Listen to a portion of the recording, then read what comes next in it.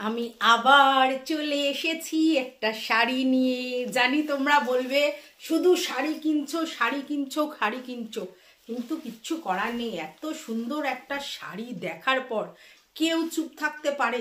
দেখো দেখো দেখো শাড়িটা, শাড়িটা শুধু দেখো। এই দেখো, এটা হচ্ছে ব্লাউজ পিস, দেখেছো? পুরো গোল্ডেন।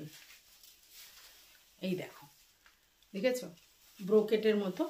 আর পুরো শাড়িটা খুলে দেখাই, এই দেখো টিস্যু, পুরো টিস্যু, তার মধ্যে দেখো এরকম কাজ করা, কি ফাইন দেখতে, দেখেছো? আর পাটটা দেখো, অপূর্ব সুন্দর, অপূর্ব সুন্দর, দেখেছো?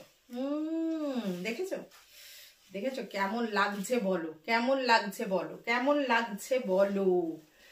দেখো দেখো কেমন লাগছে বলো? কেমন লাগছে?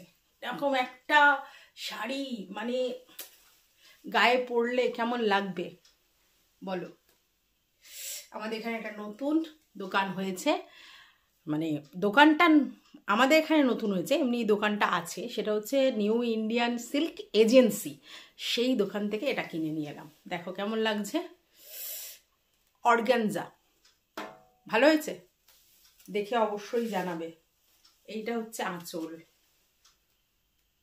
দেখেছো আঁচলটা? ব্লাউজ পিসটা তো দেখালাম। এই ব্লাউজ পিসটা অন্য শাড়ির সঙ্গে লাগবে, কিন্তু এটার সঙ্গে একটা ডিপ মেরুন কালার, ডিপ রানি কালারের ব্লাউজ দিয়ে অসাম লাগবে। ডিজাইনার ব্লাউজ করতে হবে একটা। পুজোর সময় এটা পরা যাবে না, এটা পরের জন্য। দেখো কেমন লেগেছে অবশ্যই জানাবে। টাটা।